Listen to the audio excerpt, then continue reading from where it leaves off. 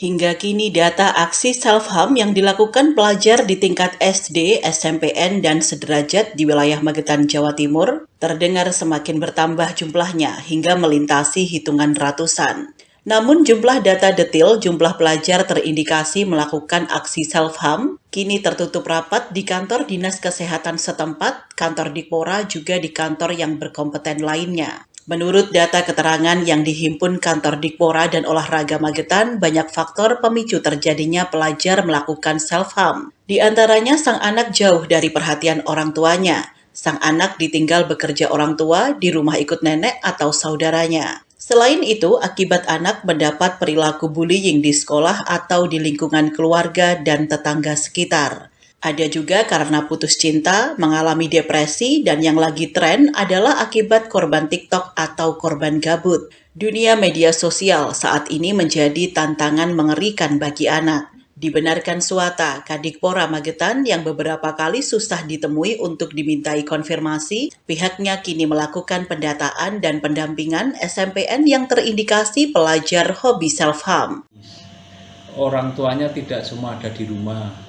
Ada yang kerja di luar daerah, kemudian dibanding-bandingkan, terus ada yang karena mengalami pembulian, dibully tapi di lingkungannya. Ada satu kalau tidak dua kemarin Maribo itu. Kemudian ada yang putus pacar itu dua kalau tidak keliru. Kemudian gabut, yang paling banyak ikut-ikutan. Gabut itu ya? Gabut ya karena ngelamun gitu Orang nggak ada kerjaan atau apa gitu. Iya. Tapi yang paling banyak ikut-ikutan gitu. dari kasus itu. Jadi yang fenomenanya itu ternyata rata-rata itu berawal dari rumah kondisi rumah tangga yang keluarganya itu kurang bagus. Tidak ada perhatian dari orang tua. Nah, oleh karena itu makanya pendidikan orang tua itu juga penting untuk pendampingan. Makanya saya minta sekarang sekolah ada parenting, kerjasama, undang orang tua. Jadi hasil ini nanti akan kita parentingkan. Boleh putra putri bapak begini-begini. Terus nanti orang tua juga ini kan guru BK kan kemarin sudah ada sosialisasi dari psikolog. Gimana cara menangani? Nah, kasusnya biasanya kayak begini, cara penanganan gizi ini. Kan harus hati-hati. Anak-anak itu sekarang kan sensitif. Nyatanya itu hanya dibanding-bandingkan itu menjadi kayak gitu. Kemudian sering dimarahi. Kemudian kondisi rumah orang tuanya tidak harmoni, ternyata berdampak. Dia mencari jati diri. Tidak ada panutan di dalam keluarga. Ya, tidak ada panutan lah orang yang menjadi idolanya siapa. Kan tidak ada. Pak, kalau terkait geng itu pengaruh geng mungkin untuk sama saat gitu. ini belum ditemukan. Makanya itu ya. Rencana nanti ini kan nanti akan kita mapping dari penelusuran terus ini. Nanti kita mapping kasusnya yang ringan, sedang, berat gitu. Kalau yang selama ini yang sudah itu yang hanya ikut-ikutan sudah selesai, mereka sudah sadar ya ini kayak gitu aja. Nah, kemudian yang berat nanti kiranya perlu ditindaklanjuti.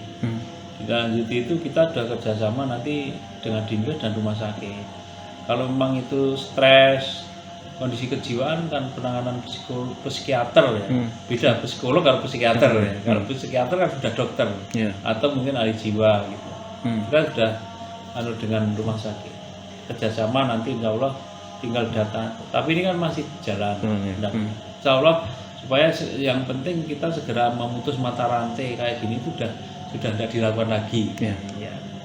Karena anak-anak itu kan sekarang lebih banyak mengikuti tren yang tidak jelas ini. Itu berawal kan misalkan ikutan barcode Korea katanya. Kemarin juga saya hanya ikut-ikut di Pak, itu ada gini ini. Nah, tapi jadi nggak sampai yang membahayakan diri mereka gitu kan? Sampai saat ini belum ada yang diidentifikasi itu membahayakan diri. Karena ada yang kemarin sempat laporan pakai jarum, kita juga nggak tahu jarum apa. Iya, jarum pentul hanya dia gitu. Oh, jarum pentul ya. Jarum pentul. Kemudian pecahan kaca, gores gitu. Ya itu ya. Ya itulah anak-anak kita yang perlu mendapat sekarang perhatian ya. Makanya saya minta sekarang guru BK itu, karena kalau urusan-urusan yang kayak gini kan BK yang berperan. Tetapi kan tidak mungkin BK semua. saya minta guru BK harus intent koordinasinya dengan wali kelas. Wali kelas tuh mesti tahu anaknya yang model kayak apa, karakternya apa. Lah guru BK ya harus itu, harus laporan, harus ada informasi itu masuk sehingga nanti pembinaannya. Parenting kapan ya Pak? Karena parenting dalam artian interval waktunya kapan gitu? Parenting itu nanti saya minta jadi nanti ini kan sudah sebagian sudah mendatangkan orang tua, tapi kan hanya bagi anak yang berkasus. Harapannya secara umum nanti sekolah itu ada agenda parenting itu secara berkala gitu ya. Ya gantian lah, kalau jumlah siswanya banyak, orang tua banyak ya bergantian. Ada yang bermasalah sekarang sudah ada kegiatan parenting ada ya untuk ya otomatis ini kan orang tua bahkan sudah didatangkan.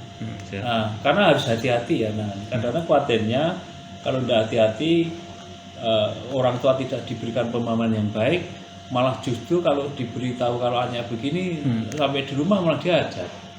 Karena merasa aku raruh ngerti kowe kayak gini kan gitu. Itu kita hindari. Makanya hati-hati. Itu harus kita sampaikan kalau di sekolah kita dampingi anak-anak. Nah, di satu sisi di rumah ini justru lebih intens. Karena apa?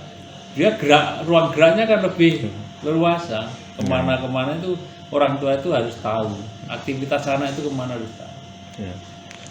Kalau teridentifikasi berapa sekolah ini Pak? Ya kita itu kan semua kemarin kita sudah buat surat edaran, surat laporan. SD, SMP. SD sih mungkin sampai 0. Tapi data kan ini belum 100% masuk.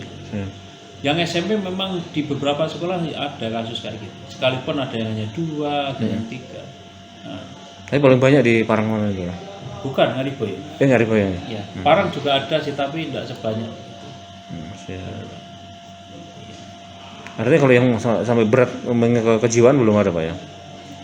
Ini masih proses penelusuran pendalaman oleh psikolog kalau yang di Ngariboy.